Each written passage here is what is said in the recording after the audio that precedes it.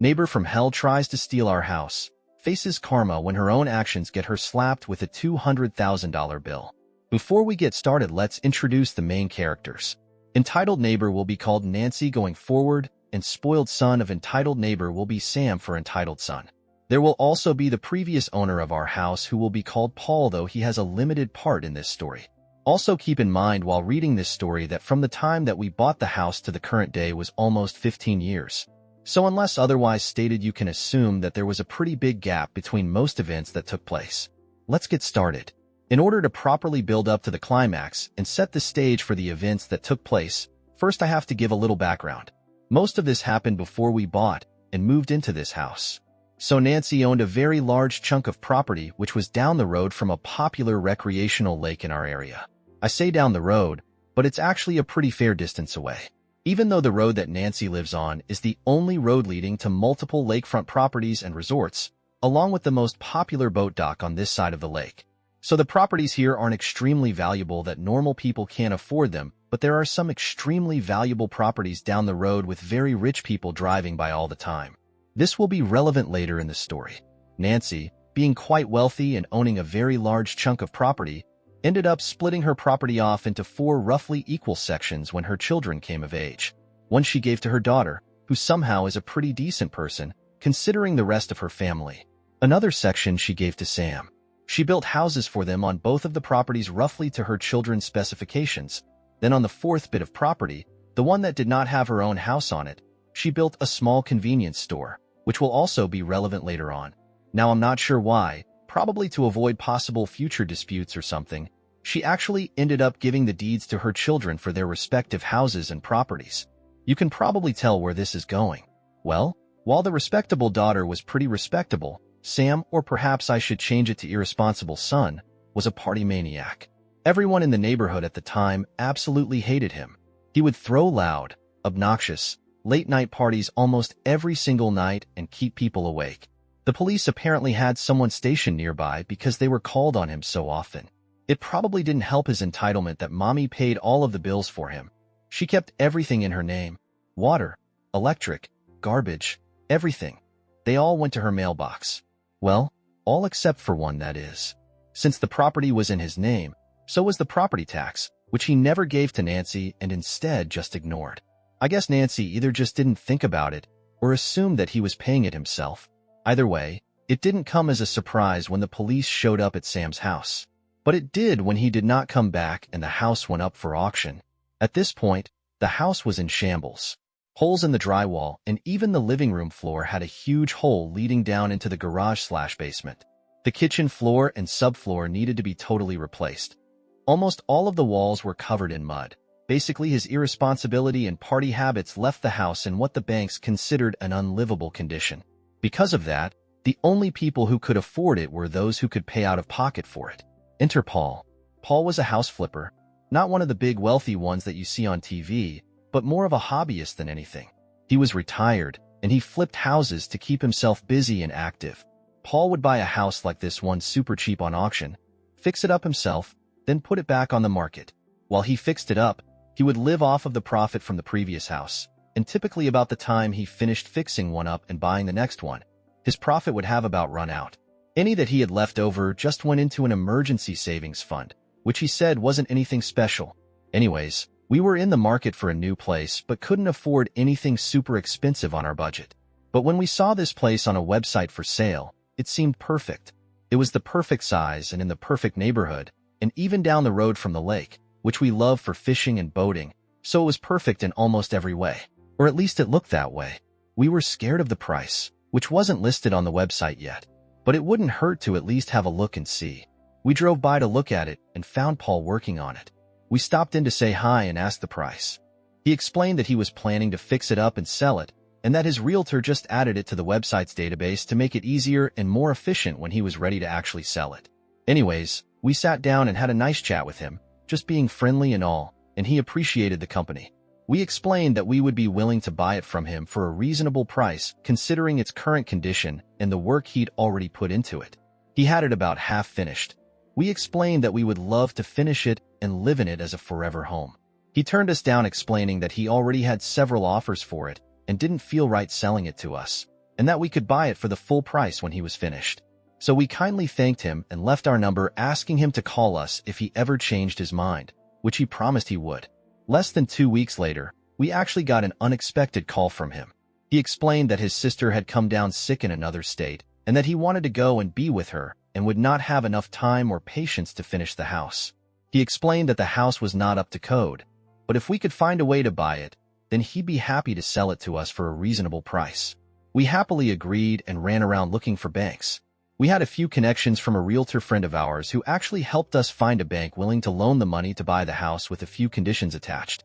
Basically, we would have 2 weeks to bring the house up to code. Otherwise, they could default on the loan and auction it off. After explaining the situation to Paul, he offered to help as much as he could.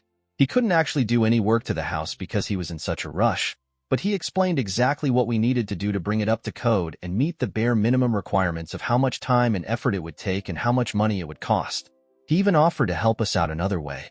We took out a loan for twice what he actually wanted for the house, and he gave us back the other half.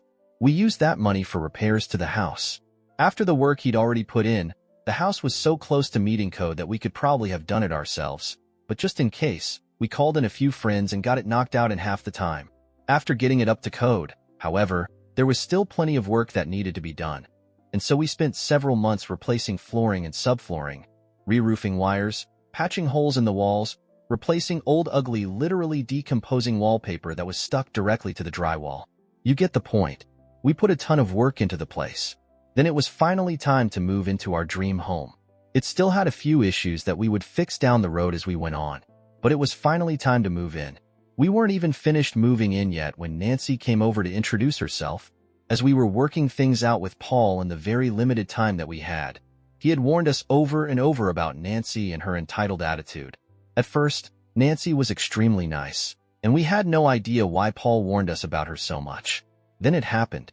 As we were wrapping up our conversation, she explained to us in a very kind and compassionate way that our house actually belonged to her and that we had 30 days to get out. She said that she felt sorry for us since we were scammed so badly, but that it was actually her house and Paul had no right to sell it to us at all. We'd heard horror stories about people being scammed like that before, so you could imagine our terror when she explained all of this to us. We were horrified that we had put in all of this time and effort and money into this dream house, and now we were going to lose it just like that because we fell for some guy's scam. We thanked her for explaining it to us and being so nice and said that we would talk to the bank and Paul and get it all figured out. So that's what we did. We talked to the bank who confirmed that Paul was the actual owner of the deed. We spoke to the realtor who also testified the same thing. We spoke to Paul, who explained that they accused him of stealing the house multiple times after he bought it at auction and that he was harassed by her constantly over the house. Everyone that we spoke to had the exact same story. We even went up to the courthouse and confirmed that our name was on the deed. During this process is when we heard the backstory about Sam from several neighbors.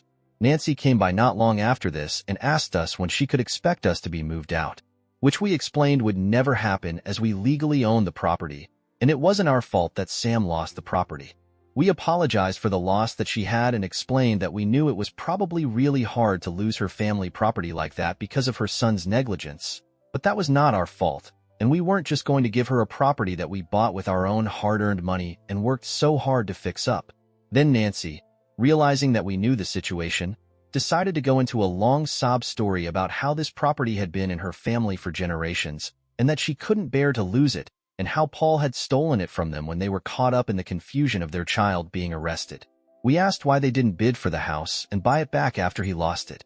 Considering that we bought it from Paul for only about $50K, and considering that he was still making a small profit on that even after all of the work and materials he put into it before selling it to us, they could have easily bought it for next to nothing at auction and had it back. Nancy explained that she felt the house and property were being stolen from them and that they refused to pay for something that rightfully belonged to them. We apologized once more but explained that there was no way we were going to take a loss on the property, especially after all of the time and effort that we put into it and the additional materials that we bought for it just to make her happy. However, we were sympathetic with her situation and offered to sell the house to her for a very reasonable price, $100K, which, considering its location and how fixed up it is, that was still just over half of its total market value. After buying it from Paul for $50K and putting an additional $30K into materials, plus several months of hard labor to fix it up, felt that was a very reasonable price. We didn't say anything, but we would even be willing to go down to $90K if she wanted to negotiate with us. She immediately counter-offered with $40K, explaining that she shouldn't have to pay anything at all for something that rightfully belongs to her. When we said that was way too low, she responded, saying that she understood how much effort we put into it and that we had to buy a lot of materials to fix it up, so she would be nice and throw in an extra $10K for all the stuff we did to the house. When we told her that $50K was what we bought the house for from Paul, she got upset and called us liars and thieves, saying the house was a complete dump, that there was no way it was worth that much. Not only had she resorted to name-calling at this point, but going as far as to call our dream home a dump after all the blood and sweat and tears, not to mention dollars that we poured into it. We were done with her BS and kindly asked her to get out of our house, explaining that she was no longer welcome here and that we would never sell our house to her even if she offered us double the market value. She obviously got upset about this and threw all kinds of insults at us as she walked out the door. Later we found out that she was spreading all kinds of rumors about us throughout the neighborhood, saying that we stole the house from her and all kinds of other stupid stuff. At first, we ignored it, thinking that no one would actually believe it. Then a guy pulled into our driveway with a gun, threatening us to get out now. We'd never met him before, but we had heard of him.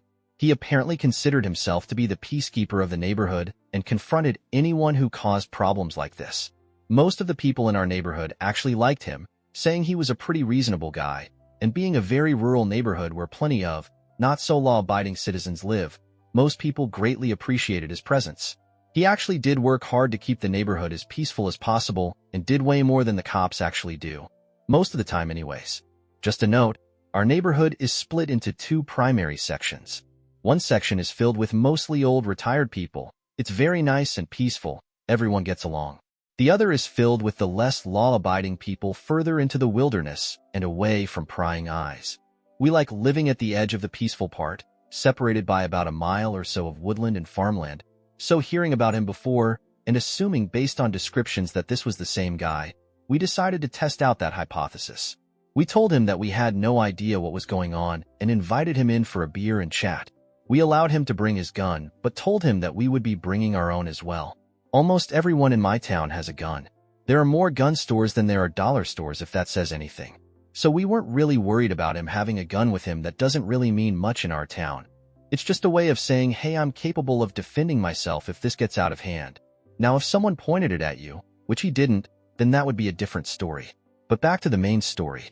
He agreed, and after a few hours of chatting and explaining the situation, he explained that he figured it was something like that and apologized for the misunderstanding. He explained that he got caught up in the rumors and flipped the switch and that it wouldn't happen again. He also thanked us for buying it, explaining that when Sam moved out, everyone was much happier. He didn't have to hear people complaining about loud music and drunk/high teenagers stumbling down the middle of the road in the middle of the night and nearly getting run over. We all had a good laugh about it afterward, and he left without saying another word. Now time for the reason that Mr. Peacekeeper believed the rumors so easily. This is a bit of a side story, but it's also a major turning point, and when everything started to go downhill for Nancy. I also want to add that the events of this side story do overlap a little bit with the events of the next part of the story. But let's get on to it. So I mentioned that Nancy split off 1/4 of her property to build a convenience store. Well, this store was extremely popular in the neighborhood. And being right in the middle, basically it was in a perfect location. It wasn't popular for their prices. They actually overcharged for everything by quite a bit. And it wasn't popular for their customer service either, which included Nancy was mostly limited to saying thank you for your purchase as you walked out the door. Sometimes, they would give you a refund though if you found mold on the food that you bought from them. So that was nice, I guess. Anyways, they were so popular because they were the only convenience store for miles. If you had to buy groceries and didn't want to drive all the way to town, then they were just a skip and a hop away for most people. Heck, we even put aside our differences and shopped there on many occasions. I mean, they were literally next door to us, after all. But aside from that, the popularity of their small store allowed them to build up quite the reputation in our neighborhood. A very positive one. Everyone wanted to keep their convenient little store, and they would dare anyone to try and take it from them. I suppose I could kind of see the sentiment there. And that's back when everyone thought that Nancy and her family were pretty good people. So when Nancy started spreading rumors, people tended to listen. The The rumors about us stealing an entire house from her just blew over because everyone knew that was just ridiculous. But for the most part, people still trusted her. But people did believe the other rumors, and trust me, there were plenty. But they were mostly small petty stuff that no one ever cared about. Let me just say that even assuming all of the rumors about us were true, there was much more that could be said about some other people in our neighborhood. So no one ever paid any attention to them.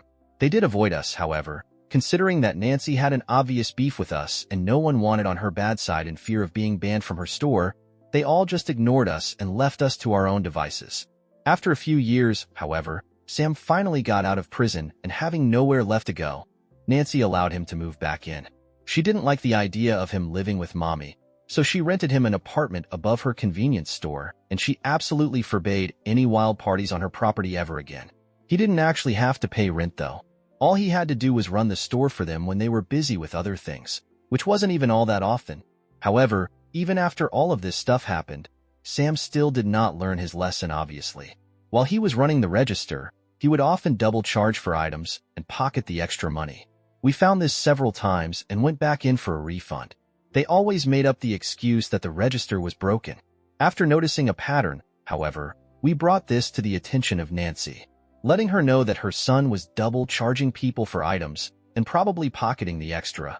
Even though Nancy was pretty entitled, even she didn't go so far as to do something so obviously illegal, and we liked her little store and didn't want anything to happen to it. However, instead of thanking us for bringing this to her attention, she told us that we were imagining things, and in a very nice way, told us to screw off. So we very kindly complied with her request. We also shared the information with some of our friends in the neighborhood. It had taken years to actually get to the point where some of them would even look at us, let alone talk to us, thanks to Nancy. But we had finally made some friends. Bringing Christmas treats to your neighbors every year is a good way to brighten up someone's day. But anyways, they thanked us, even though they let us know that they didn't actually believe it. However, the word did quickly spread through the neighborhood. Then very quickly came Mr. Peacekeeper. He pulled up in our driveway again. This time he was a lot friendlier. He mostly ignored the rumors about us, knowing that most of them were fake. And we'd actually talked to him several times since then, not on any serious matters, mostly on more friendly terms. He stopped by for a beer every now and then and just chatted about happenings in the neighborhood and asked us our opinion on a few things. He did this with everyone, speaking to most people at least once a year to stay up to date and make sure everything remained nice and calm. He didn't like the idea of police hanging around, so he made up his mind to do their job better so they wouldn't have to. But everyone, including us, really liked this arrangement. It meant you could let your kids walk down to the lake unaccompanied, even through the bad parts of the neighborhood. That being said, he absolutely did not like the rumors that we were spreading about our neighbors, and especially their little shop. He explained that he had already talked to them, and they felt it was just a misunderstanding due to register issues, and if we did not want a problem, we would stop those rumors right then and there. We wanted to show him proof, but we knew that he probably wouldn't believe it if we did. He really liked Nancy and would generally take her word over ours, and since they blew it off as a register error, there was probably nothing we could do to convince him. So we agreed and apologized for any issues, explaining that we just felt wronged and sincerely wanted to protect the few friends that we'd made in the neighborhood. He accepted that apology, giving us one final warning, and left without saying much. So we just listened and made up our minds to stop shopping there unless we absolutely had to. But everything changed after a couple more years. After we had pointed it out, and the rumors spread around the neighborhood. Even though Mr. Peacekeeper himself went around and told every single person that they were false rumors started by us because of our property feud with Nancy, I'll get to that a little later, people actually started paying more attention to their receipts after shopping there and started noticing the same patterns that we had. Over this time, Sam probably pocketed untold amounts of money, and Nancy definitely knew about it, but chose to do nothing and just try to silence people with rumors. However, the thing about small country stores like that, they are completely dependent on their regulars that live in the neighborhood that they are set up in. During the warmer months when people are vacationing and having fun, they make a huge profit, but not enough to sustain themselves through the winter. And then it happened. Mr. Peacekeeper finally connected the dots. And boy, was he angry. We could hear him all the way next door cursing out Sam to his face and Nancy there with him. You can't even imagine how satisfying that was. But that was only the beginning. Not only did he go off on them, but also went door to door that same day and let every single person in the neighborhood know exactly what they were doing. even taking a pile of receipts with him to show anyone that wanted proof. Now, if there was anyone in the neighborhood who was trusted more than Nancy, it was Mr. Peacekeeper. Literally, in the course of 24 hours, he had completely ruined their business. Everyone in the neighborhood stopped coming. They still did pretty well over the summer months because of vacationers and winterbirds that didn't know anything. But when winter hit and those crowds were gone, they started hemorrhaging money. After 2 winters, they were forced to close their store for the winter months. However, that also meant that they had to throw away more than 90% of their stock every fall and buy it all again fresh every spring. I guess that doing that wasn't very economical, so they ended up permanently closing shop after 3 more years. That was when their reputation in the neighborhood started to tank. And thanks to that, people started actually respecting us more, and we were actually able to make some friends without having to put in a ton of extra effort. People stopped ignoring us and treating us like we were plagued. But that was just the beginning for Nancy's downfall. Unfortunately, to get into the climax of the story, I need to do a little more background work. Sorry that this is starting to turn into a small book, but this shouldn't take too long, I don't think.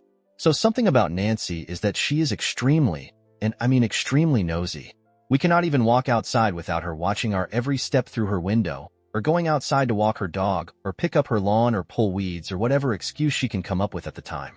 You can pretty much guarantee that if we are walking around our property, she is outside as well. It's not like we have anything to hide, but we obviously aren't on the best terms with her and don't really like someone staring at everything we do. We have plans to set up a small pool and hot tub out back and really don't want to be watched while we're trying to relax in our bathing suits. So we started looking into a privacy fence. Wanting to be nice neighbors, we kindly informed Nancy that we would be putting up a fence, to which she adamantly objected, to which we informed her that we would be putting up a privacy fence. However, we still had to live with her, so we offered to discuss with her the details of the fence, the color, shape, etc. We wanted to make sure that she didn't have to stare at something that she thought to be an eyesore all day every day, considering that staring toward our property seemed to be her favorite pastime. Honestly, we still go out of our way to be the best neighbors that we can, even after all the crap she's put us through.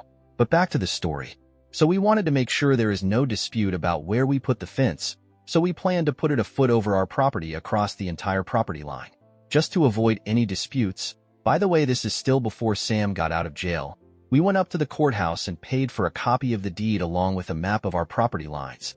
We were honestly shocked to find that about a third of our property was being claimed by Nancy. She had a small shed on it and even a garden. You see, there is actually a line of trees that goes through our property. It's not a straight box property like you find in some states. It's more of a half hexagon or a trapezoid-like shape. Weird property lines are pretty common where I live. Anyways, there is a line of trees that cuts through part of our property that, according to the deed and property map, is like a little triangle section, but the trees make it a square. Nancy was claiming the other side of the trees as her own property. When we brought this up to her, she completely freaked out again, calling us liars and thieves and all kinds of other stuff. We didn't really care too much about that property because we had lived here for years thinking that it actually was hers. So to make things easier on everyone, we offered to sell it to her, or to even trade for a portion of her property. There was a portion of her property that connected with ours that was extremely inconvenient to take care of, and extending it out a little would really make it easier to deal with. Not to mention it would give us more room to do stuff that we wanted to do.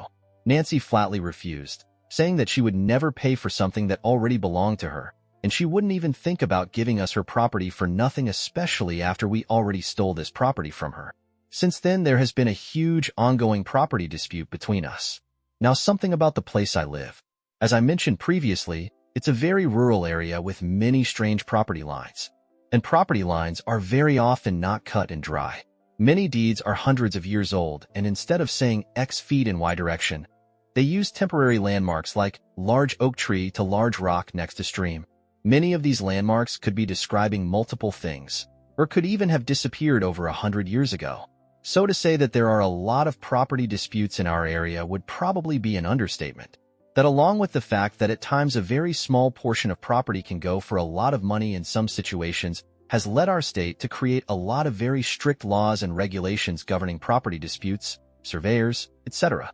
As a side note, just a few years ago, a landowner won a property dispute against a very large corporation over just 0.1 acres of land that goes to the corporation and earned the man over $1 million. Back on topic. All of that being said, our property lines were pretty cut and dry since she created them herself fairly recently. However, that does not change the fact that laws regarding it are very strict, particularly when it comes to surveyors. So a surveyor might be easily bribed by a large corporation facing the loss of millions of dollars for a tiny piece of land like in the example above. But that's not fair to the proper landowner. So how do you balance for that? Well, you make it so the surveyor has everything to lose from lying, and so does the person who bribed or blackmailed them. The laws in our state determine that if a surveyor, even by honest mistake, gives a bad survey by even a few feet, not only can they be given a hefty fine, but they will also lose their license and never be allowed to survey again in the state. On top of that, they must notify and refund all of their clients for up to 10 years before the incident occurred. The clients then have the option to request an additional survey by a non-affiliated surveyor at the expense of the original surveyor. That's every customer, up to 10 years prior to the incident, and everyone since then as well. If the surveyor was not found to be accepting a bribe or blackmail, then the previous clients can also sue them for any damages that were caused by any changes to the property line due to their bad survey, as well as charging them appropriate rent for any property that the surveyor may have left out during that time.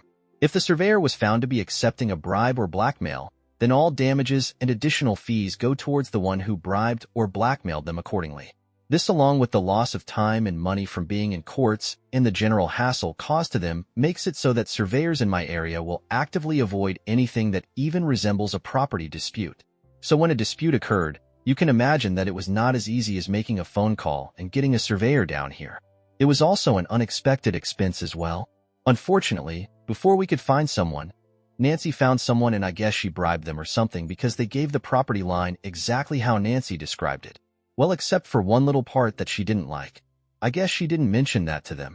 Our property apparently stretches to about a foot from her house. Oh, that was fun to play around with. But that was nothing near the property that she is literally trying to steal from us. Now, whenever we are able to find a surveyor, she always seems to nonchalantly introduce herself to them and mention that she already had her portion of the property surveyed, and throws in a few subtle hints that there might be a property dispute involved. This instantly scares off anyone who might be interested in surveying our property. After explaining what that could mean for them, I'm sure you understand why. Oh, did I forget to mention that the landmarkers from the bank surveyor when we bought the property conveniently disappeared before we actually moved in? No? Well, they did somehow. I wonder how that happened.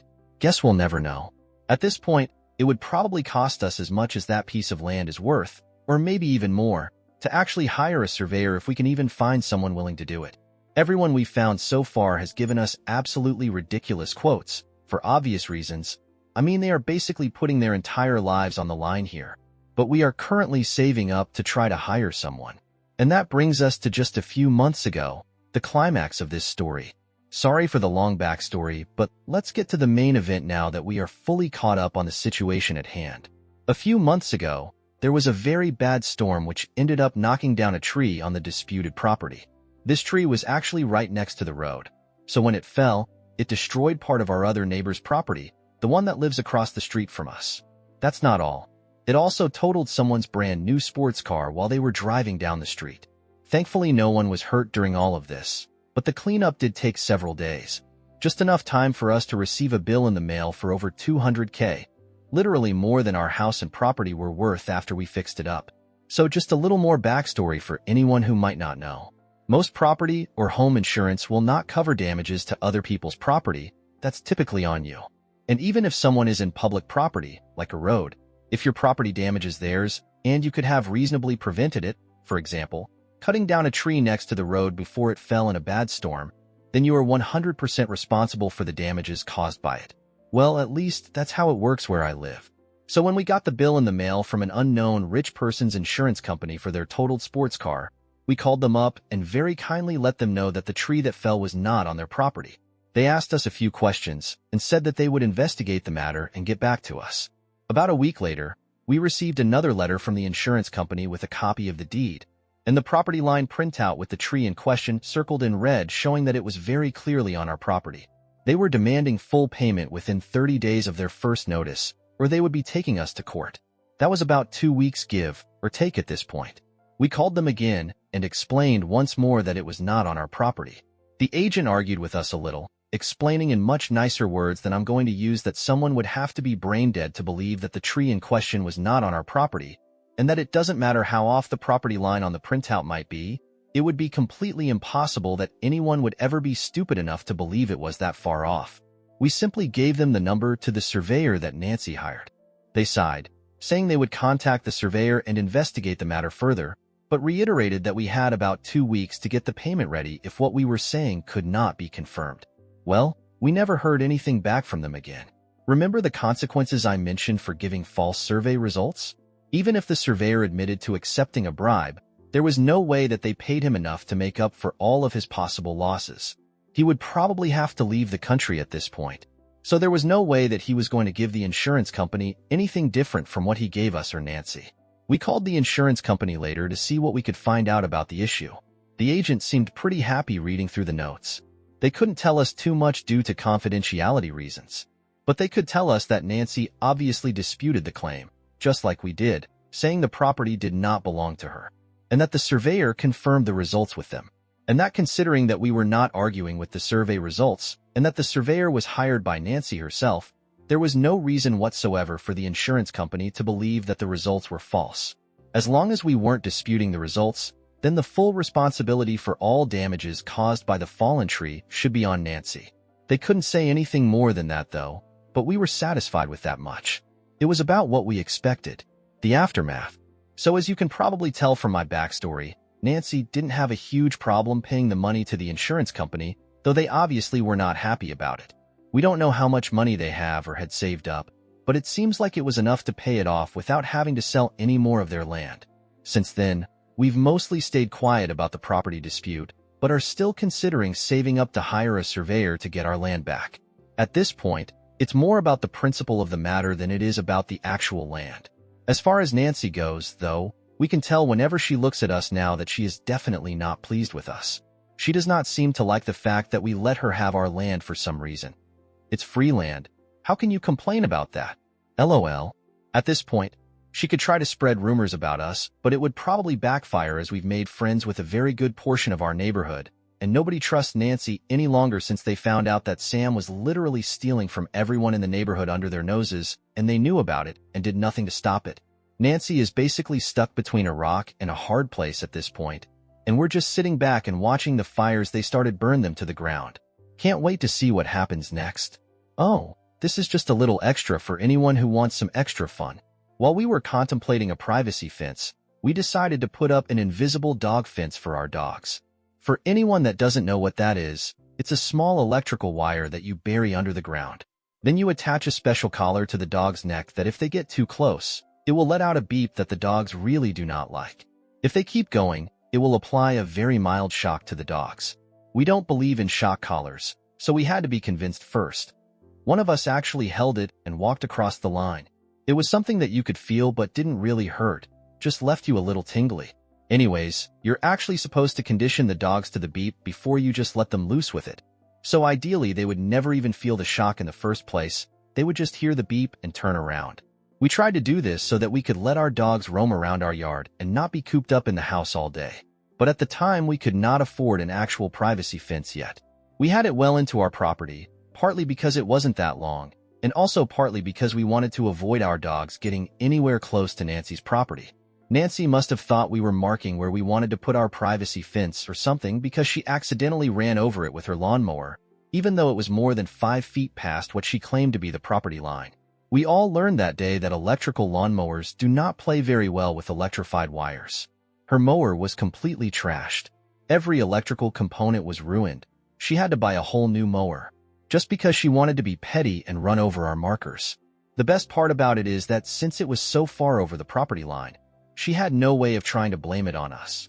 She did obviously try to spread her rumors, but they didn't go very far.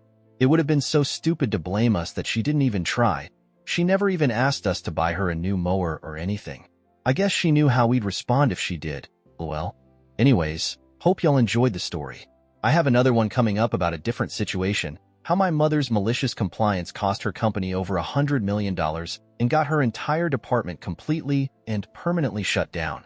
But it's late and I'm going to bed. I'll tell that story tomorrow or something. Be looking out for it.